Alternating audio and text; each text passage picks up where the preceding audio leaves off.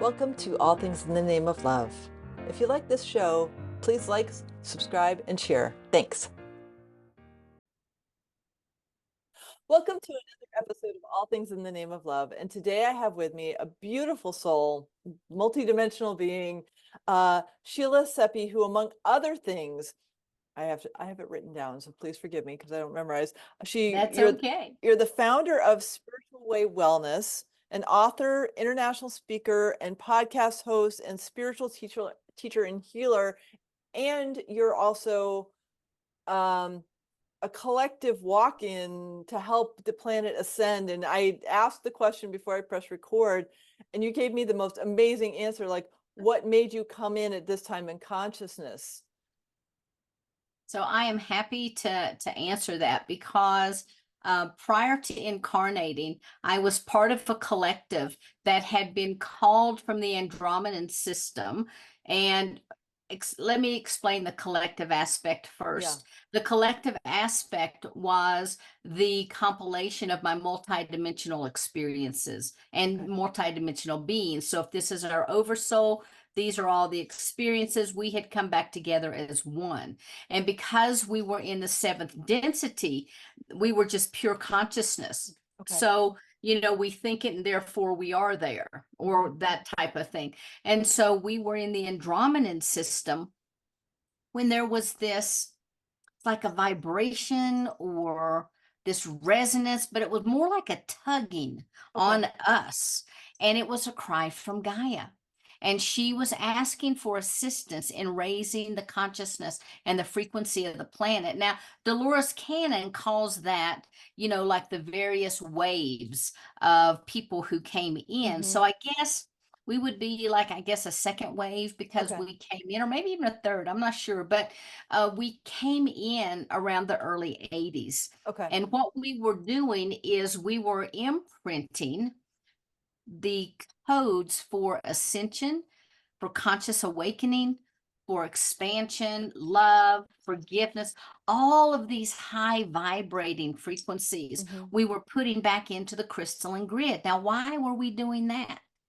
Because according to the collective memory, what was shared with me, that at the beginning, when this planet was created, it was perfect, it was divine, it was intended to be, kind of like the vacation resort, if you will, of the galaxy, because it's gorgeous. It has one of the best of all of the other things in our universe right here in one spot. And so what happened was there were these other beings that were very interested in, for lack of a better term, controlling the beings that were on the planet at the time. And these beings were still within the height of their co-creative powers. Now, these beings who wanted to be in control, because when Source first desired to know itself, there were beings that chose to work in the light and beings that chose to work in the dark. But not all beings in the dark are evil. However, there are some who did become evil, who became, envious and became very power hungry, greedy. The more greed that consumed them, the more they lost their co-creative abilities. So Earth was the perfect place to come and to try to superimpose their will on these beings. But what happened was they started the genetic experiments. At that time, the angels, the Arcturians, the Andromedans came down, among others, came down and say, if you're putting your gnarly DNA in those species, we're putting ours in there, because you cannot take away the free will of a species. They have to be able to choose. So then humanity, instead of being this pure species, had all the benevolent and all the malevolent DNA right there, which then created the opportunity for the dualism, the free will. From there, these beings decided, if we can't make them do what we want them to do, maybe we can trick them into doing what we want to do. So what happened was there was a piezoelectric field put into place that superimposed itself up on the crystalline grid. Well, when you compress piezoelectric field, it will imprint. And because of the crystalline grid, it sent that imprint all the way around the planet. Oh, Well, wow. beneath the crystalline grid, we have the collective consciousness. And then within the earth, any species on the earth, which is connected, of course, into the earth through all of the energies there, was connected into the crystalline structures of the earth. Okay. Which the crystalline structure was then connected to the crystalline grid, and all of this information was coming up and down, Okay. which was then implanting codes of fear, Oh, wow. codes of separation, so that humanity forgot who they truly were at their co-creative essence, that they were a divine spark of the source energy. And so this field continued in place for thousands and thousands and thousands of years, thousands of cycles, etc., until we come to modern day times. What has happened now in the 80s, when we had arrived, one of the things that was occurring was the dissipation of that piezoelectric field. Okay. And so now it no longer exists. Oh, wow. But the problem is our ancestors and our ancestors' ancestors and their ancestors have been imprinted with all of that information. And as a result, it embedded within the DNA structure of the human species. So that's been passed down from generation to generation to generation. Being a walk-in provided the opportunity for me to do more than plant the codes. It allowed me to be boots on the ground, to get messages out, to be able to talk to people, to be a way shower and help individuals wake up and to remember who they are. And so when the opportunity arose for an aspect of the collective to come in, it was decided that I would be the aspect, yet I'm still connected with the collective. And we all operate as one energy. Just as a person, let's take a female, could be a mother, a wife, a daughter, a CEO, all at the same time. So the collective operates with those different energetic experiences that we've had in taking different forms throughout other civilizations. I know that's a long answer to a short. No, it's beautiful. It's beautiful because that's how I got here. Because what I see is I know I'm an old soul. I started baking when I was 4, so I knew that was an aspect of me from a previous lifetime, because that it doesn't make any other sense, right? So as I see these different parts of me come in and the other parts of me go away, I see the multidimensionality of my soul, or the oversoul, and it makes it really hard for me to write a bio because I don't want to categorize myself as one thing, because it doesn't make any sense. And that aspect of separation, that's been the drive of me since I was little. Why is there separation? Separation doesn't make sense to me. None of it made sense to me. Why is an animal somehow separate from me just because it looks different? Why is a person separate from me because I have a different culture or skin color? None of that made sense to me. And it's probably because I'm an old soul. And so I love that response. It's very complex, but I understand it. I don't know how many people in my audience will, but I understood it because it resonated really deeply with me. And I love that you came in the 80s, because man, the 80s needed it. Yeah, well, we came in prior to the concordance and the convergence, the astrological alignments. Excuse me just a moment. I have my little friend Willow here, who's wanting to crawl up on my lap and play. You can hear him in the background. He sounds ferocious, but he's only 7 pounds. So how ferocious can he be? So I do apologize for that. You're fine. Just a moment. So, yeah, we are all one soul. And you're right. So you probably came in with that memory of being that collective one. You know, we all talk about the energy of oneness, and it's really true. We Mhm. are all just one soul. And so when after source desire to know itself and that first emanation of the sound and the light came out, there was also then the creation of what we're going to call the templates and the blueprints of creation. Okay. And within them was an overall arching um, soul for the oversoul, which did include the animals as well. So anything that's a sentient being, actually, my husband's coming to, sorry about that. So he's rescuing me from my first 7-pounder. So anyone who, you know, has these memories, a lot of times will lock in to that first ancient memory when we were all one being Mhm. before those codes divided out. Yeah, and just recognizing that I know epigenetics, and so I can see the traumas of my ancestors, Yes. and that's been part of my mission is to like heal them within myself. Um, I knew that when I was little because I was like I knew at 10 I wasn't going to have children because I didn't want to bring it forward. Hmm.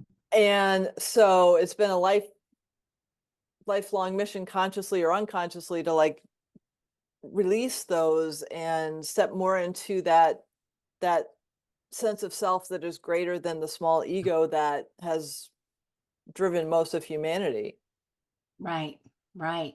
Yeah, and that's truly important. And you know, really, all time is happening at once. Hmm. And so, if this pen is time, we can incarnate here, here, here, here. We can incarnate here, you know, we can Yeah. have all of these experiences all at one time. Hmm. To us, it seems like we have the past because we're in a timeline that has a past, Right. which really is occurring now. And so, as you heal this ancestral line, it's real time that things are happening. Hmm. As I healed my ancestral line, I also healed my children's ancestral Right. line. Right. And so, you know, that's important work. And I find so many people are here to do that because when we carry even memories or miasms, a lot of times those miasms have karmic patterns Mhm. attached to them. So then in our field, we end up with a whole set of miasmic karmic patterns that really have nothing to do with us.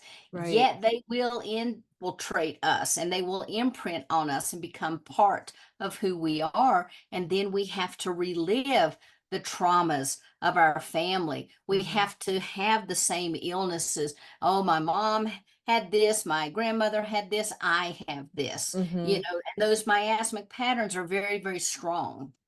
I remember when I was about 20, my mom said to me, I just want to let you know all the things that my side of the family died from. I'm like, yeah, mom, none of those feel like they're going to happen to me. And she was like, but you just want to be aware. And I'm like, yeah, it does. It doesn't really work for me. And she Yeah, was like, she yeah, was almost mad at me because I wasn't taking them. And I right. didn't know that I wasn't doing that. I was just like this aware, like none of that feels good. I don't like any of that. And I didn't, Right. I didn't have the awareness to know that I was consciously choosing not to take them on. But when something like that comes on, it's like, oh, here, by the way, here's all of your family baggage. Right, You're right. gonna take this from me, right? I'm like, yeah, no, no, I don't want to. Now, I'll heal it and then it'll impact you. Yeah. Right, right. Yeah, I love that. I love the fact that we have that ability, Yes. especially at this time of consciousness when there's so much more opportunity for energy healing Yeah. to release these things. And so I'm being drawn to, like, when you became a walk-in, was that part of your mission was to help people remember who we are? Yes. Actually, that's why I came in. I Oh, okay. and literally when I came in, I had to hit the ground running. And Oh, wow. so I had the mission of being a way shower. I had the mission of helping to bring forward all of those codes that were being imprinted in the crystalline grid, but to bring those codes through in the form of the sound. So when I talk with people, there are codes that are actually coming out and imprinting into the field. So everyone who's watching this is having new codes. Now, we all have codes, and we all have been around so many times that, unless someone is just a brand new source seed, we all have had these ancient experiences. And what's important about being on the planet at this time in history is not only all of the ascension energy that we talk about, but it's the ascension of breaking through these miasmic karmic patterns that are logged within our genetics, within the DNA, breaking out of that false matrixing program, because every other planet in the solar system is of a fifth density, not dimension, but the density, okay? In their form, they vibrate at a much higher rate. And so when that piezoelectric field was put into place, it actually lowered the frequency of this planet and lowered the frequency of the beings, because there had never been fear before. Now all of a sudden there's fear. Now all of a sudden there's this sense of separation. Now all of a sudden there's doubt, there's concern, there's confusion, all of these things which never happened. And those vibrate at a very, very low frequency. If anyone's ever studied any of Stephen Hawking's work, he has the timetable.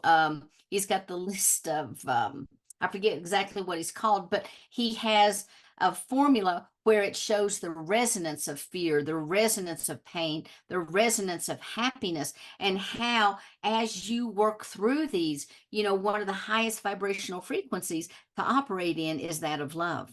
And so we are in the process now as a human species of bringing that back.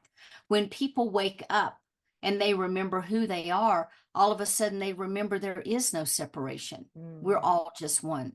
When they wake up and they remember who they are, all of a sudden it's like, hey, wait a minute. This is just a game. This is a holographic, world that we live in, this morphogenic field. Yeah, it exists, but it really doesn't exist. In a way, it's kind of like we're in a video game. Not exactly, but kind of like we're in a video game because of all the matrixing out here.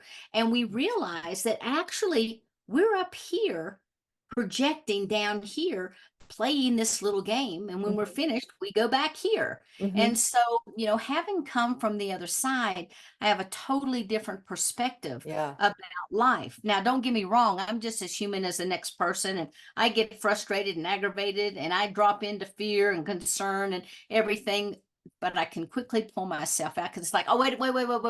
This is a human experience. Yes. And so the human experience doesn't care if it's a good experience or a bad experience, because all experience raises the consciousness of the soul. Now, we want more good experiences than bad, but if we have lots of bad experiences, make bad choices, we're not reprimanded when we get on the other side. We're not thrown off and discarded. That's not the way it is. We are lovingly accepted back. And it's like, okay, let's check this out. What can we do better next time? Yeah, and removing that judgment, that is a human construct. Exactly. Because God, source, why would source, who wants to experience itself, judge itself for anything it does? Right. And a lot of people have a hard time when they say, well, what about this? And what about that? And what about this? And it's like, it is an experience. What if a person, and I know there is nobody on the planet that would choose to come in and have a traumatic upbringing. Nobody would choose. I mean, we'd have to be crazy to choose that. However, the soul might say, if I have this traumatic lifetime, it's going to trigger in me something that I can heal from this other lifetime, or it's going to allow me to experience compassion, experience forgiveness. Now, most people say, you're crazy. I don't want to hear that. La, la, la, la, la. I can't believe you would even say that. But I'm not saying it from a human perspective. I'm looking at it because there is no judgment. There is no shame. There is no blame. There just is on the other side. It is a very, There's still emotions. Everything is still like it is. We all have our jobs, just like, we're still working on the crystalline grid. We're still putting in codes. We're still. However, you look at things from a different and a higher perspective. No, I love that because like I know because I've watched myself evolve over time. So my right hip was dislocated when I was born. So 6 weeks into my journey, I was in traction. Hmm. My little self did not like that. And then in a body cast for a year and a half. So that was definitely a previous lifetime that I wanted to heal as soon as possible. Something to do with torture or confinement of this, like something that was like, you got to get this out of the way ASAP because you need to learn like deep compassion. You need to be heart-centered living Hmm. and compassion and really understand how beautifully strong and delicate the soul is and how important love is to experience and Hmm. forgiveness. Because my little girl did not want to forgive my parents, Right. even though they were doing the best that I mean, I can walk, which is amazing. Right. So they did the best they could. And as a result, I can walk, which is amazing. And that little part of me took a long time to heal because she wanted to resent them for confining me. But when I got out of my body cast, I ran. I didn't have any physical therapy. I never crawled. I just like ran. So like that speaks to my source self. Sure. So, Yeah, absolutely. Yeah. And I have a healing center, Spirit Way Wellness, and one of the services that I provide like life coaching, which is really multidimensional mhm, coaching. One of the things that I have found over and over, a lot of people, women specifically, will come to me and they have been tortured their entire lifetime because of circumstances in their life. They mhm, may have had an abortion or they lost a baby. And that was something that really, really caused a lot of grief and mhm. heartache for them. Yeah. And so I always will tell them, look, the soul, no. Well, first off, a soul does not incarnate and attach fully until that first breath is taken. That's the Mhm, first thing. mhm, But the second thing is typically when a baby is lost during that gestation period for any kind of reason, mhm, the baby chose the mother because they knew exactly what was going to happen. mhm. And I do have to say, there are souls out there that are adrenaline junkies. Now, what do I mean by that? Think about it. What happens in those first few months of gestation? Ooh, Then the fetus is developing. Bam, bam, bam, bam, bam, bam, bam, bam. Cell division like crazy. A yeah. lot of babies, as people think of them, but a lot of souls will come in just to experience that explosion of creation, knowing full well that it's going Wow. to end, which is fine. It's just kind of like those people that get on the roller coasters. Mhm. Do it again. Okay, I'm going to run back in line. I want to be next. Right, Kind of, right. there are those individuals that really need that. There are individuals that need to come out through the birth process, but maybe only live a short time for Mhm, whatever reason. And then there are individuals like myself that needed an adult form in mhm, which to carry out their work. And mhm. so I entered the body, excuse me, I've been talking all day. I entered the body of a 38-year-old woman who had 3 children. And so that was the perfect form for me to come into Mhm. that allowed me to get on with my mission.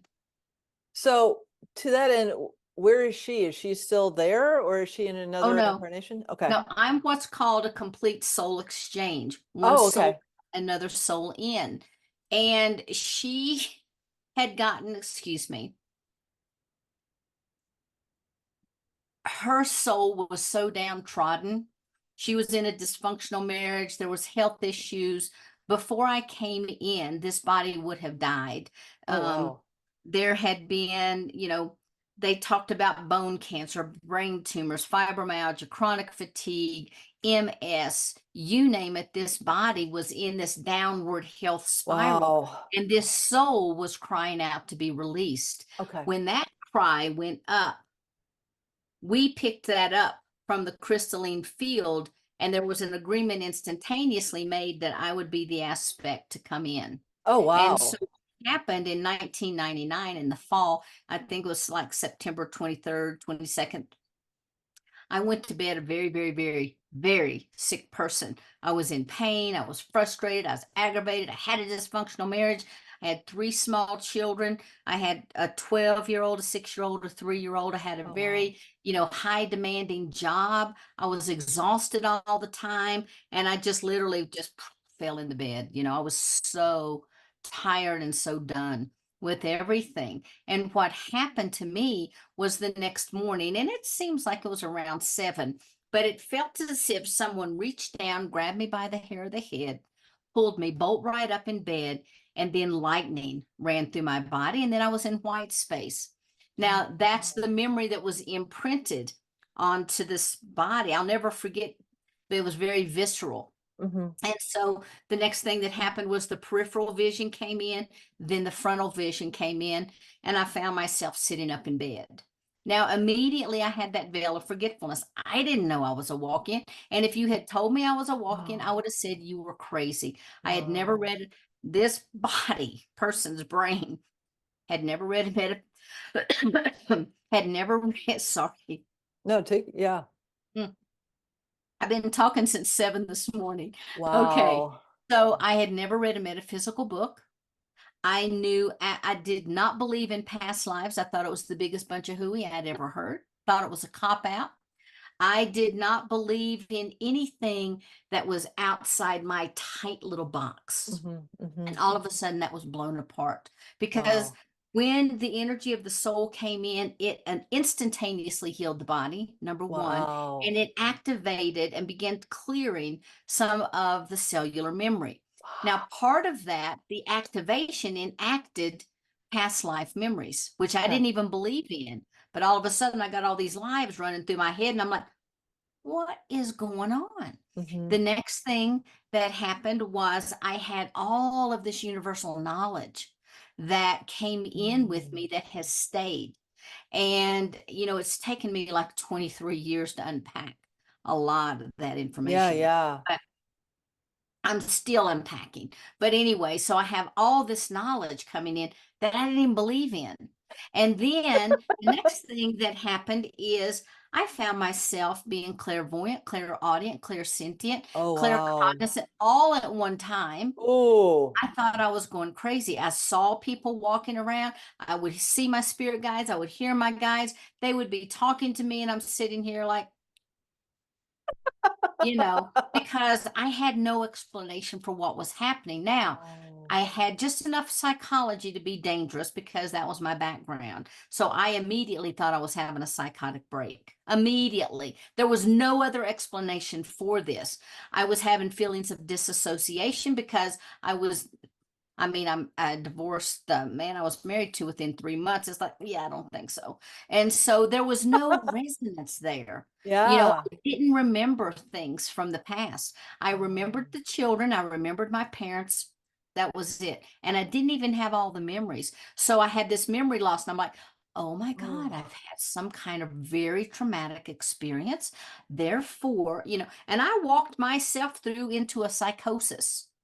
Okay. And it wow. wasn't until I found a lady that I went to because she was a spiritual counselor, which really resonated with me because I Yeah. was religious, not spiritual, I was religious. Hey, hey, hey. And so when I went to see her after a couple sessions, she's like, I'm sorry, I can't.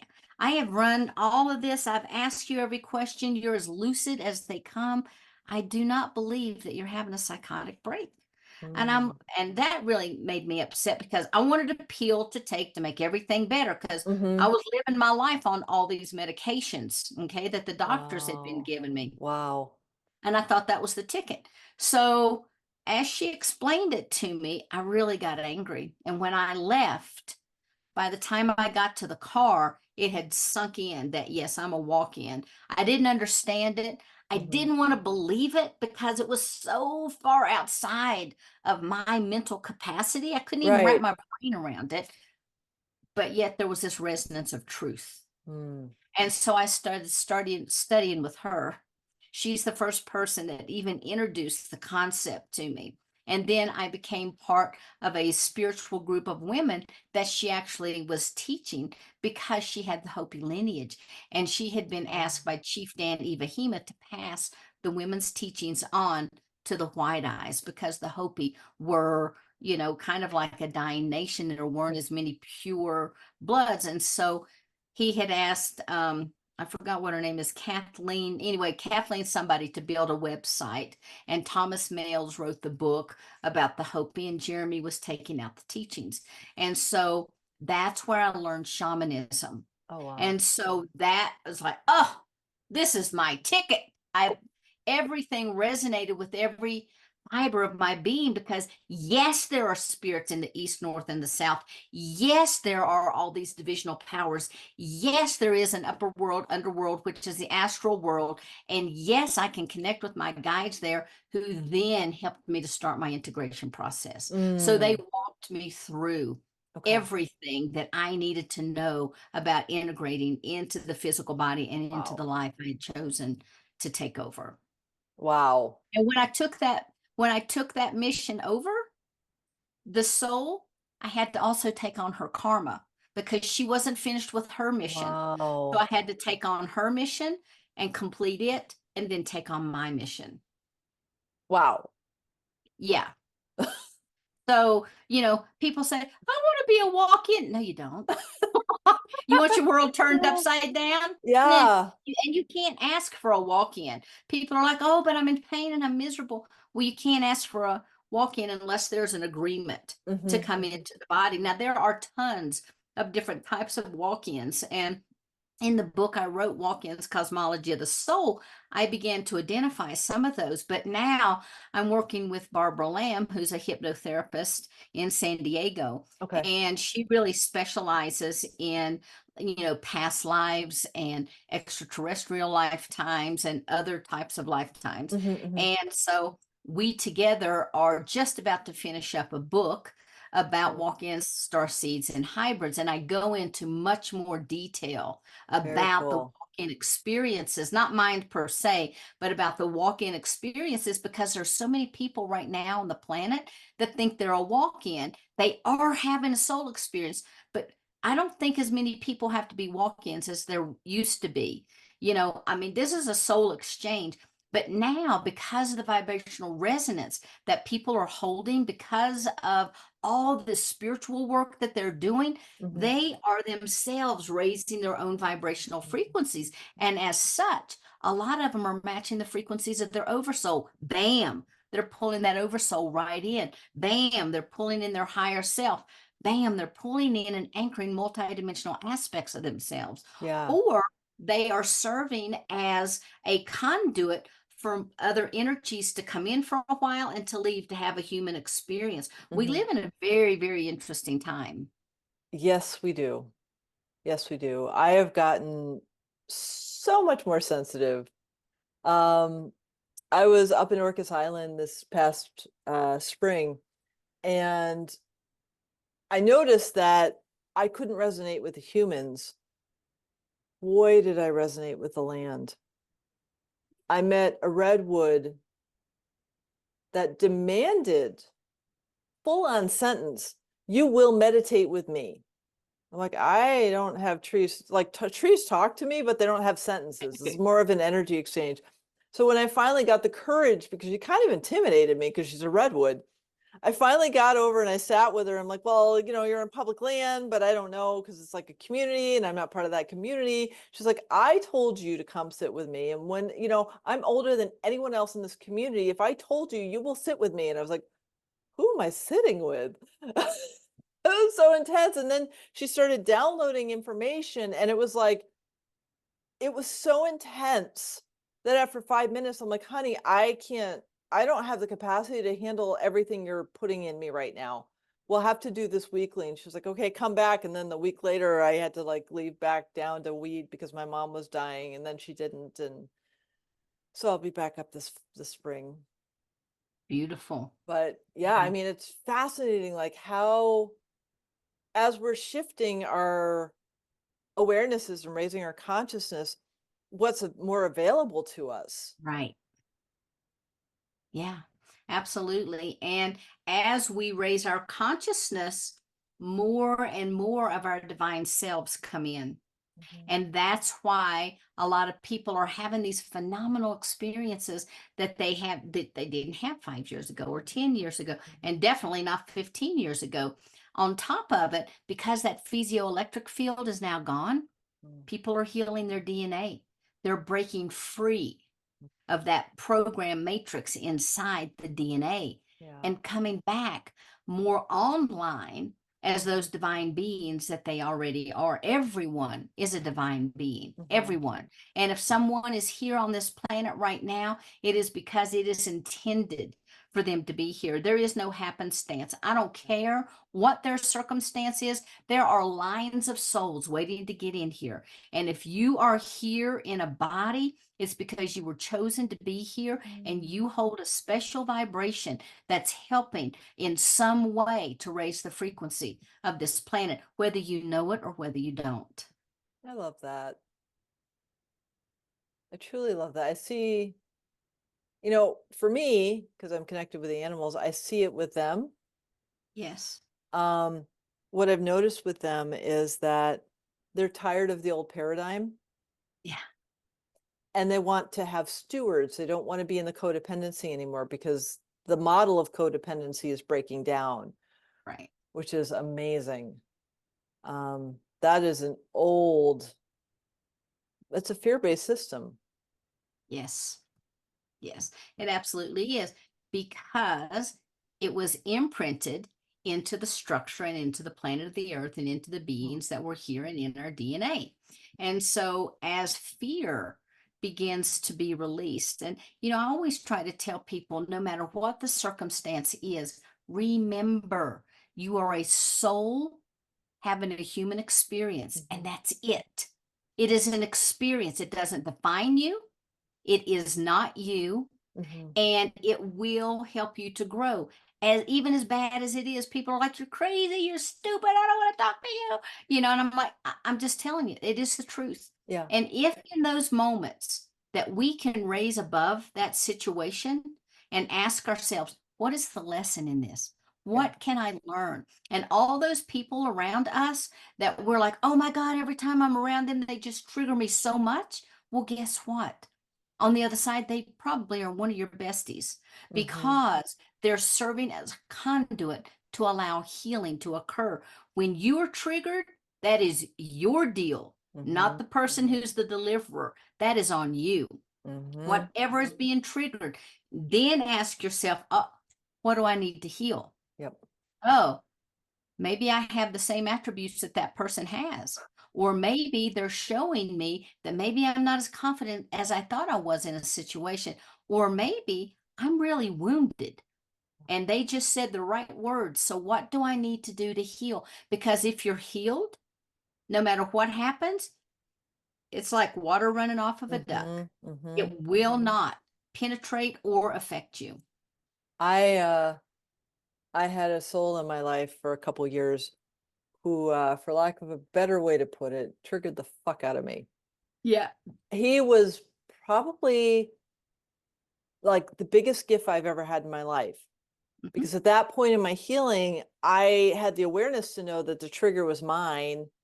And he wasn't consciously going, oh, here's a button to press. I'm going to press this button, and just to see me respond.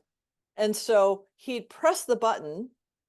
I'd be like, like feeling it. And then like amidst the crying, I'd thank him, because nobody else could, like where I was in my awareness and him just pressing all these buttons on me. It was such an incredible healing process for me, because nobody else could have pressed as many buttons as he did. I don't talk to Right. him anymore, but that's okay because we had that period of life where it served, I don't know if it served him, but it served me a tremendous amount because I healed so many karmic and ancestral patterns within me that I didn't even know I had. Awesome. Yeah. Yeah, that's beautiful. And when you can look, like I look back on the husband at the time, and even as tumultuous as everything ended up being and going through the divorce and stuff, I still had to drop into gratitude. And Mhm. my attorney was so mad at me because I just said, whatever, just make it fair. I don't want his, if it's his, let him have it. She's like, this is not going to work. You need to get angry. And I'm like, well, I am angry, but I can also, I mean, let's just be fair. Let's just, Yeah. and she was like, what is wrong with you?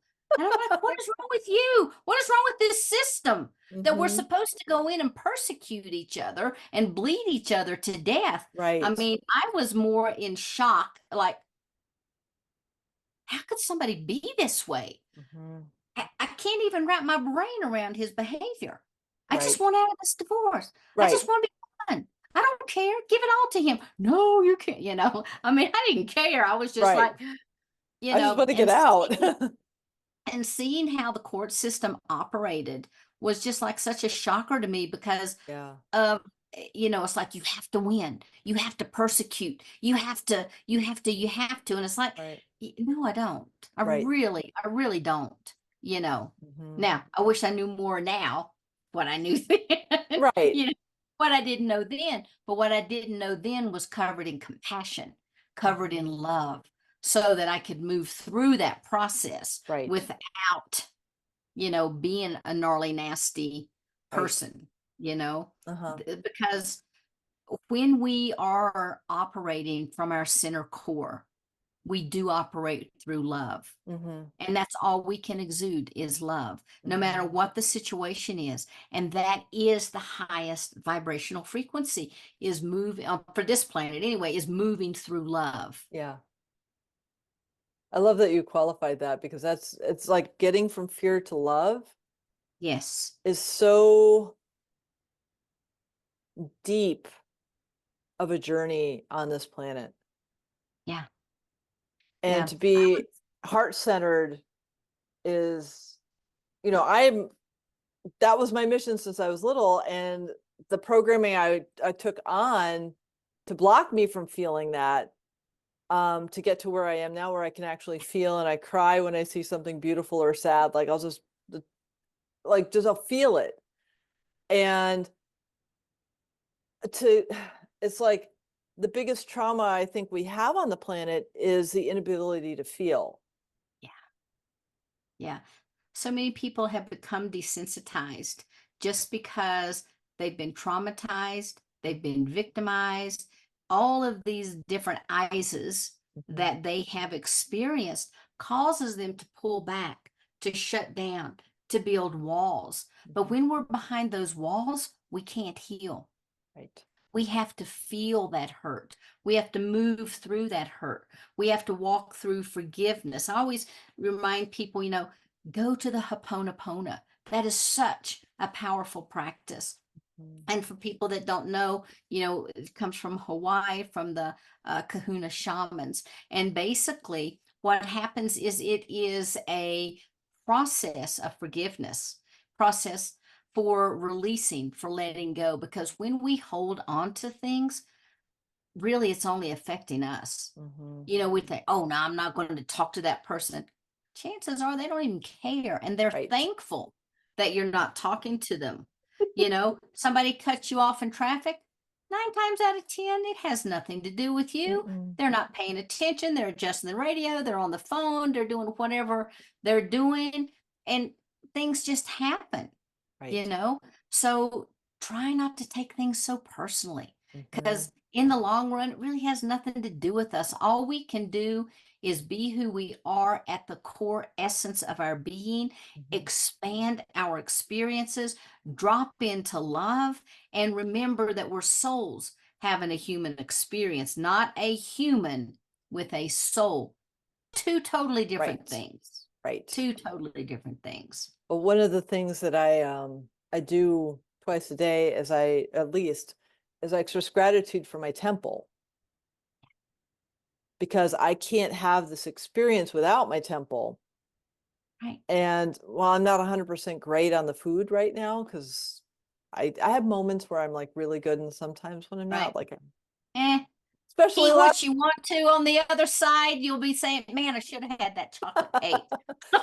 It was a Just be peanut butter healthy mousse. though. It was a peanut butter mousse with chocolate cookies and a chocolate topping. It was amazing last night. But then my body was like, There you really? go. Really? Really? You ate the Yeah. whole thing, Sugar is really? poison, but you know You what? know. Honestly, I remembered on the other side, let's use an apple, for example. Hmm. You know what it's like to eat an apple, but you also know what it's like to be the apple being bitten into.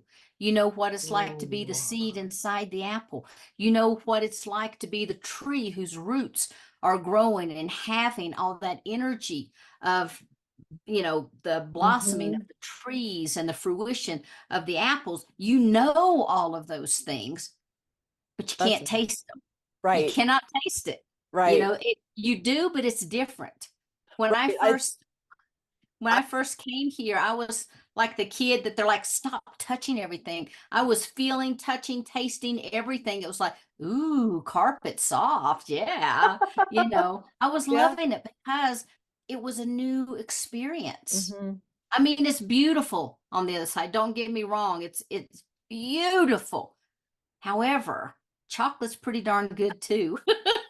Yeah, I joke that, like, what the two big reasons I came in: scenery is absolutely gorgeous on this planet, and the Mhm. food. I am such a foodie, and it's just Yeah. such a joy to experience different flavors, and so to like go on some sort of like switch in the way I eat is like, that just doesn't feel good to me. Like, I'll still make my sourdough bread even if I'm trying to do keto, because sourdough bread, I mean,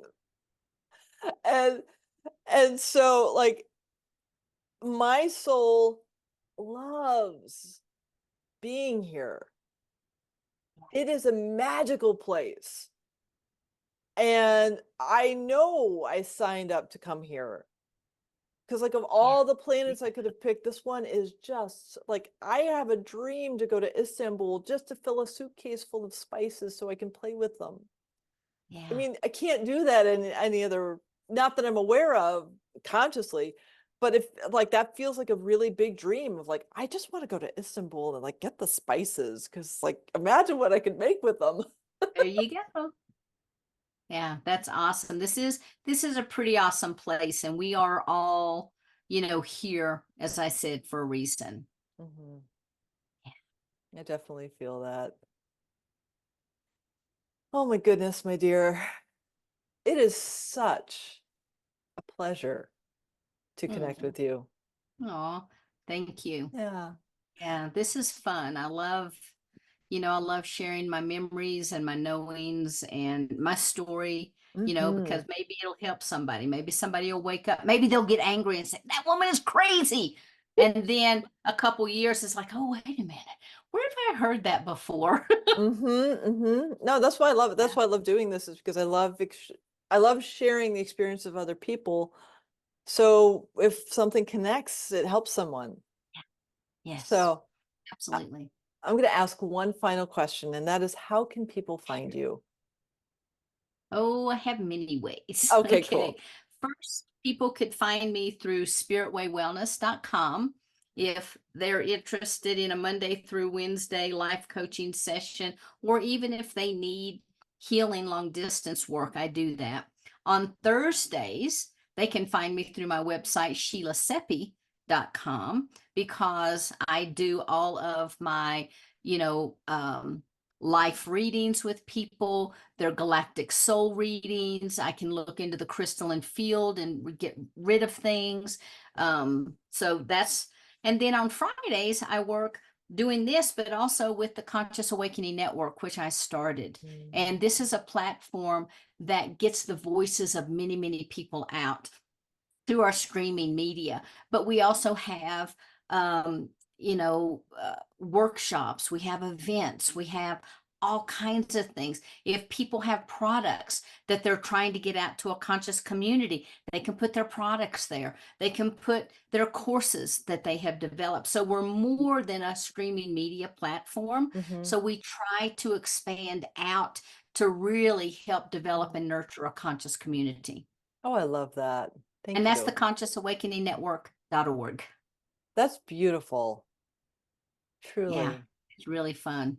I am so grateful you walked in. Oh, thank you. You're I am welcome. grateful for the space you're holding and providing you. because it's huge to offer people a platform so they can share their story, because the more stories that are out there, the more opportunity for a resonance match will Mhm. occur with people, and the more people will be supported and have the opportunity to wake up if that's, Yeah, what's coming for them next. right. Right. I am tickled that I get to do this. Yeah, it's fun. I It have 4 is. podcasts myself, and I Oh, love wow. talking to people. Yeah, I have Monday and Thursday night, which is the Cosmic Conversations. On Sunday mornings at 10, I have the here, I can't even think of it. I have the Beyond the Skyline. And then on Fridays at noon, I have the Conscious Awakening series. And all of them focus on very different facets. Mhm. Oh, I love that. Yeah. Thank you so much for the work you do in the world, my dear. Thank you so much. Yeah. Mm.